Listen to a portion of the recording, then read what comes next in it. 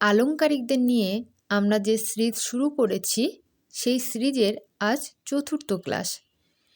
এই চতুর্থ ক্লাসে আজ আমরা আলোচনা করব দুজন আলংকারিককে নিয়ে।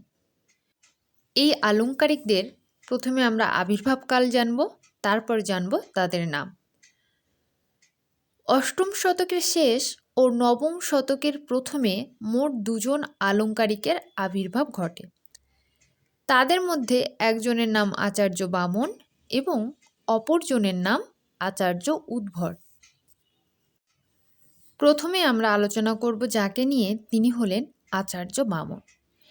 এই আচার্য বামনের গ্রন্থের নাম সূত্রালঙ্কার বৃত্তি। এই গ্রন্থকে তিনি 5টি অধ্যায়ে ভাগ করেছেন, তবে তিনি তার গ্রন্থে অধ্যায় নাম দেননি। অধ্যায়ের পরিবর্তে তিনি অধিকার নামকরণ করেছেন, অর্থাৎ তার গ্রন্থ 5টি অধিকারে বিভক্ত। প্রথম অধিকারে আলোচনা করেছেন কাব্যের প্রয়োজন, কাব্যতত্ত্ব বোঝবার যোগ্য ব্যক্তি, রীতিবাদ এবং কাব্যের বিভাগ নিয়ে। রীতির আলোচনা প্রসঙ্গে তিনি 3 প্রকার রীতির কথা বলেছেন। এই 3 প্রকার রীতি কি কি? 1 বৈদর্ভী, 2 গৌড়ী ও 3 পাঞ্চালী। এখানে প্রসঙ্গত বলে রাখা প্রয়োজন, তিনি প্রথম পাঞ্চালী নামক নতুন রীতির কথা বলেছেন।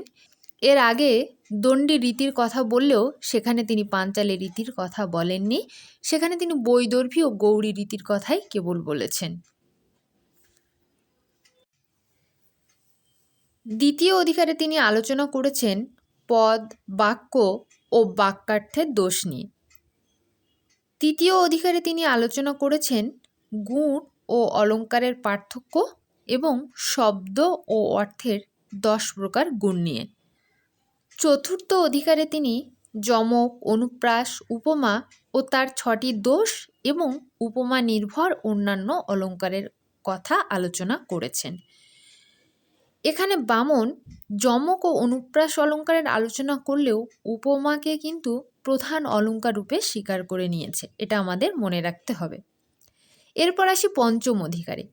এই পঞ্চম অধিকারে তিনি মূলত কবিদের কিছু উপদেশ এবং পাণিনি সূত্রের উপর প্রতিষ্ঠিত কিছু শব্দ গঠন ও কবিদের পক্ষে কোনগুলো গ্রহণযোগ্য সে বিষয় নিয়ে আলোচনা করেছেন। কাব্যতত্ত্ব বিচার প্রসঙ্গে বামনের 3টি মন্তব্য খুবই গুরুত্বপূর্ণ। এর মধ্যে একটি হলো কাব্যং গ্রাহ্যম অলঙ্কারাৎ। তবে এখানে অলঙ্কার বলতে কিন্তু তিনি অনুপ্রাস, যমক, উপমা, রূপক প্রভৃতিকে বোঝাননি। 2 নম্বর মন্তব্য হলো সৌন্দর্যম অলঙ্কার। প্রসঙ্গত বলা প্রয়োজন, এখানে তিনি যে সৌন্দর্যের কথা বলেছেন সে সৌন্দর্য হলো বস্তুনিষ্ঠ। তৃতীয় এবং সবচেয়ে বেশি বিখ্যাত যে উক্তি সেটি হলো রীতিরাত্মা কাব্যস্য, অর্থাৎ রীতি হলো কাব্যের আত্মা। এই পর্যন্ত আমরা আলোচনা করলাম আচার্য বামনকে নিয়ে। এবার আমরা আলোচনা করব আরেকজন আলংকারিককে নিয়ে, যার আবির্ভাব ঘটেছিল তার সমসাময়িক কালে, অর্থাৎ অষ্টমের শেষ থেকে নবমের প্রথমে। তিনি হলেন উদ্ভট। আমরা এই আলংকারিক সিরিজের 2য় ক্লাসে পড়েছিলাম ভামহকে নিয়ে। এই ভামহের কাব্যগ্রন্থের নাম ছিল কাব্যালঙ্কার।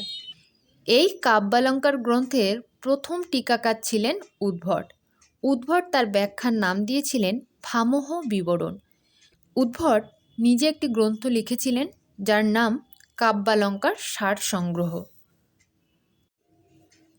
তার গ্রন্থটি মোট 6টি অধ্যায়ে বিভক্ত ছিল এবং এই এক একটি অধ্যায়ের নামকরণ তিনি করেছিলেন বর্গ নামে। এই গ্রন্থে তিনি মোট ৭৯টি কারিকা ও ৪১টি অলঙ্কার নিয়ে আলোচনা করেছেন। তার এই যে কাব্যালঙ্কার সারসংগ্রহ, এই গ্রন্থটি টিকা লিখেছিলেন প্রতিহারেন্দু রাজ। তিনি মূলত অলঙ্কারবাদী। তার গ্রন্থে তিনি রসের যে বর্ণনা দিয়েছেন তা ছিল সংক্ষিপ্ত। তার মতে নাটকের প্রাণরস কিন্তু কাব্যের আধার, উক্তি প্রভৃতি চারুত্ব বা অলঙ্কার।